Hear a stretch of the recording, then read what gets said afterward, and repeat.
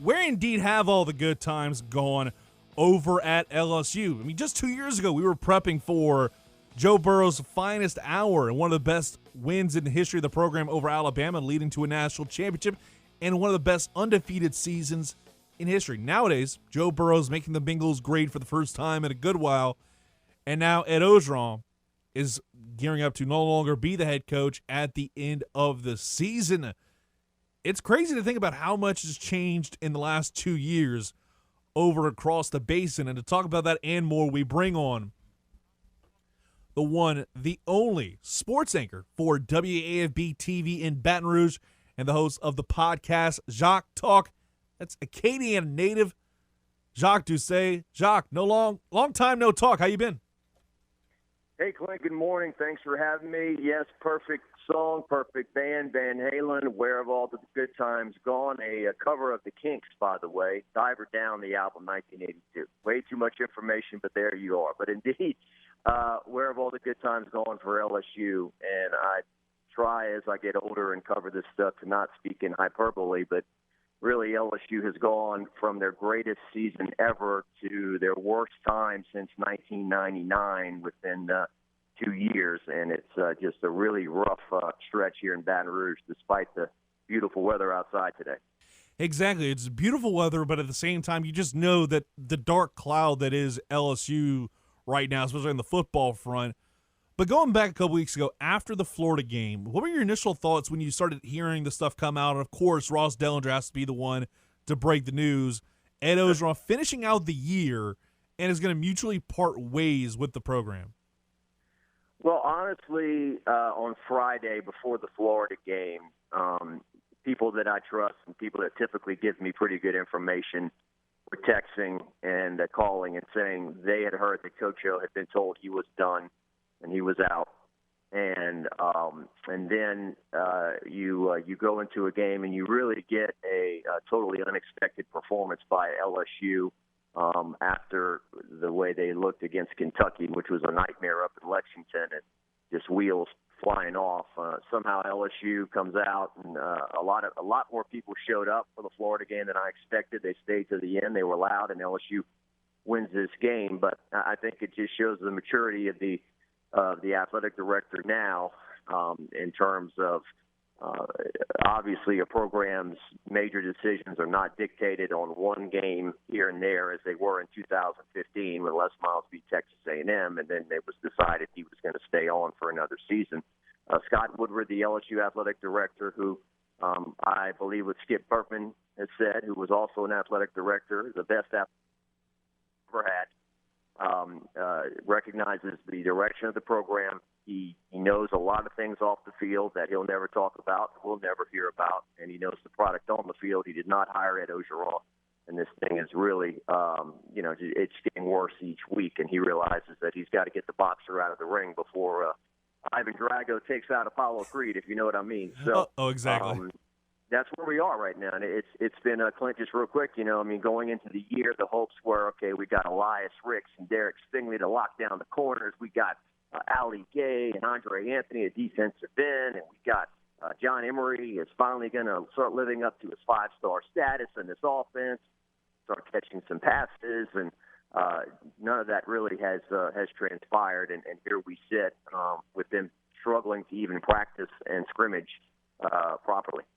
That was the most mind-blowing thing when I heard that on the SEC teleconference call on Wednesday. The fact that you have head coach Ed Orgeron outright saying you don't have enough players to even field a practice, let alone the Tigers scrimmage, the Tiger Bowl that they do every week during that open day between now and Alabama.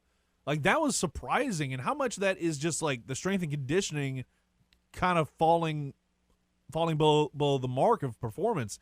Because for years, Tommy Moffitt's been able to do a great job with the program, but this is a year where injuries have plagued this team unlike any other, I think, in the entire world of college football. Yeah, and certainly I'm not trying to pile on, but that once again kind of makes you think, is that something that he really needed to say out loud or share? We're not allowed to go to practice. I think they had us going to practice one time this week, Wednesday, and the weather was bad and we didn't go out. he probably could have just said, this year we've decided not to do the Tiger Bowl or give them off or whatever, but then to publicly announce, hey, we don't even have enough guys to scrimmage, and it's just kind of just really puts out there how embarrassing the situation is at the moment. Maybe that's good for recruits that hear that, hey, I can go and help out immediately. But yeah. And what was your original question again? I'm sorry, Clint. You were asking me about. No, I was saying, like, with everything going on with the strength and conditioning, it feels like this team is just falling below the mark. And with all the injuries this team has been plagued with, that's what I was kind of getting at on this. Yeah, sorry about that. Tommy Moffitt was Nick Saban's first hire, I believe, at LSU. When Nick Saban first got the job at LSU way back when in late 1999, he hired Tommy Moffitt as a strength and conditioning coach. And Tommy Moffitt has been the strength and conditioning coach for 3 national championship teams here, and then another one in 2011 that played for the title. And certainly players over the years have sworn by Tommy Moffitt and everything. And so I think that LSU will have a new strength and conditioning coach next year, from what I'm hearing and gathering. That it may be time for Tommy's going to maybe branch out and do something else, and nothing wrong with that. But I do think it's a combination. Look, Andre Anthony blew out his knee. I mean, that's an injury that you can't question. But I definitely think, even somebody within the LSU program that's very close to the situation before the Ole Miss game told me before kickoff, hey, I think we're starting to play a little better and look a little better now that he put the air quotes up in the air. Some of our, quote, injured players aren't around anymore. And so I definitely think there's been a question about some of these guys, could have possibly played through some of this stuff and said, I'm going to have the surgery now and I'm not going to participate anymore. But yeah, and I definitely also think that I don't know where you strike the balance when you start recruiting, that you're trying to get the best players and also, get guys that love LSU, that want to play college football, that don't think they're doing you a favor by playing college football. And I think that's also something that hopefully the next head coach can address, get guys who want to charge out of that tunnel and give their all. But also I think the head coach and the leadership has something to do with that as well. I think the players have been disappointed in their head coach and don't want to play as hard for him as they did in 2019. Talk right now with Jacques Doucet, WAFB-TV. And you brought up something earlier. We were talking about Ed Orgeron's mentioning of the fact you don't have enough players to do the Tiger Bowl and stuff like that this weekend. And it seems like it's another moment in a long line of moments where maybe he should have not said the quiet part out loud, going back even to this season, the much mocked bring that sissy blue shirt on quote from the UCLA contest that got viral for all the wrong reasons. Do you think that also played a large role in maybe Scott Woodward pulling the plug on the Coach O experiment along with the losing? Well, I think when Coach O first got the job, he did a lot of things differently than Coach Miles did, and that you see that a lot no matter who the hire is. After a while, whoever the coach is, you get tired of certain things. With Les Miles, he was always late for press conferences. You ask him for an answer, and he would give you a bunch of word salad and not answer your question. He would never talk about injuries whatsoever. And I think that Coach O went in a totally different direction with a lot of that stuff. I remember, just for an example, asking, hey, is Devin White going to play this week? And Coach Les Miles would have given you a big runaround and not answered it. And then Ed Orgeron said, no, he's out. And we'd look at each other like, did he just really just tell us point blank the guy's not going to play on Monday? So those were the kind of things. And I appreciated Coach O for being honest and just being transparent a lot of times when there was no need to lie and do all that stuff. But I do think, I think even Scott Woodward himself in 2020 when Coach O, I think, talked about guys who had COVID and stuff like that. I think Scott Woodward said, well, our coach is honest to a fault. And look, when he walked into the stadium and had that little exchange with the UCLA fan, we were there obviously, and this was like our first college football game with fans and excitement and emotion since 2019. And I just thought it was a little bit of, professional wrestling tied in with a very passionate sport, and everyone seemed to love it until about the third quarter when it was apparent LSU was not going to win the game, and then flew up in their face. So, and then the prank call, he got a very smutty, trashy call in his prank on his radio show a few weeks back, and Chris Blair, the voice of the Tigers, did his best to move past it and move forward. And then Coach O said, well, let me say something about that right there. And they made the joke about we got a fishing hole for guys like that, which in 2018, to be fair, at a Rotary Club function before LSU kicked off the season, there was a Miami fan in the audience. LSU was opening their year with Miami, and Coach O joked, hey, man, we got a fishing hole for guys like you. Everybody laughed, thought it was funny, and no one thought he was going to kill the guy, right? So, Thank you. I said the same thing. Anyway, that's how it goes. I said the same thing. I was like, he said this back in 2018. I was like 99% certain it was at the Rotary Club, and nobody said anything of it. But of course, when it's on national TV, on national radio, and all eyes are on you, it's obviously going to wind up being a much bigger deal. But looking at Scott Woodward, you talked about Joe Oliva and the entire situation where LSU was going to get Jimbo, then they didn't. Les stayed on. Then he fired him in the 2016 season. How important is this hire for Scott Woodward to get it right? Because you think about it, LSU has had 3 coaches back-to-back-to-back win national championships. The implication is you need to win a national title for your time at LSU to mean something, especially in the last 20 years. Yeah, I agree with the people that I talk to in the media as well around here, the Jordy Coladas, Matt Mosconas of the world, who say this is Scott Woodward has been working towards this decision and to be in position to make this decision for his entire life. Grew up in Baton Rouge, went to Catholic High, went to LSU. He was part of the group of people that were instrumental in landing Nick Saban as the head coach way back when, over 20 years ago. He left. He was the AD at places like Washington and Texas A&M to circle his way back to Baton Rouge, and he's made 2 very big hires so far, and Kim Mulkey, a grand slam home run as a women's basketball coach. Jay Johnson hasn't coached the game in baseball yet, but everything we hear is great on him. And so football obviously dictates the entire program. It's the front porch of your house, as Mark Emmert and Skip Bertman would say. Just look at Alabama since they got Nick Saban, their enrollment at the university, the sponsorships, the funds, the businesses, everything just multiplies exponentially. So, yes, this is a huge, huge decision for him. It will resonate for decades to come.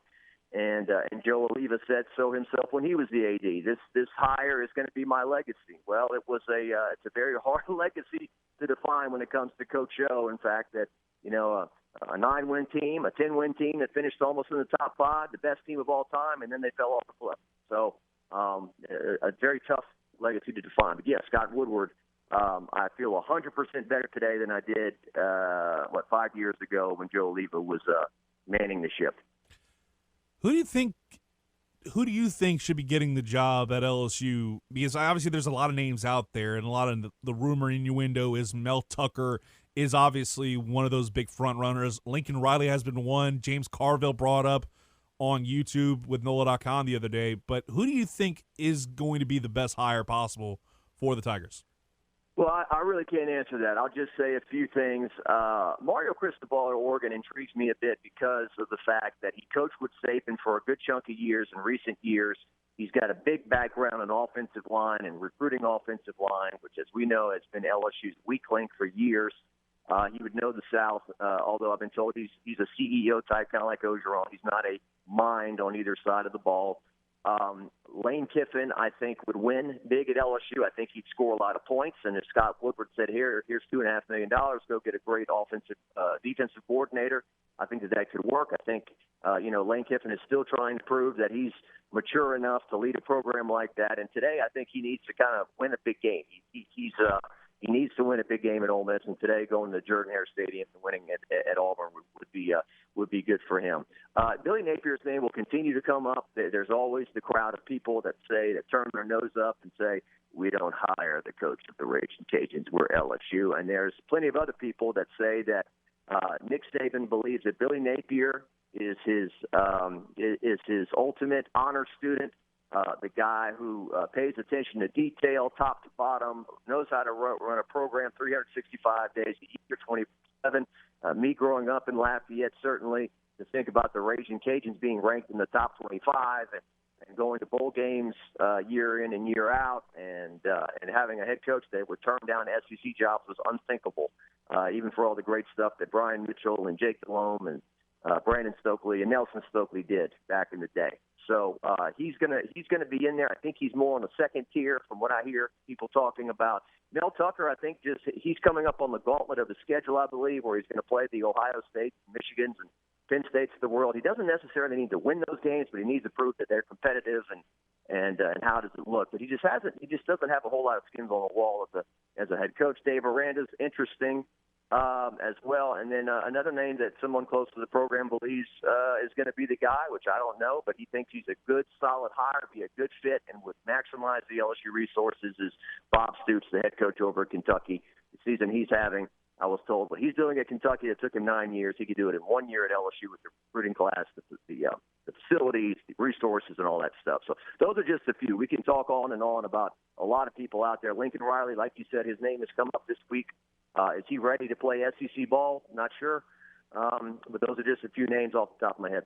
Well, I mean, Lincoln Riley is going to have to either play SEC football next year or wait a couple years and play SEC football, because either way, he'll probably be coaching the Sooners either way.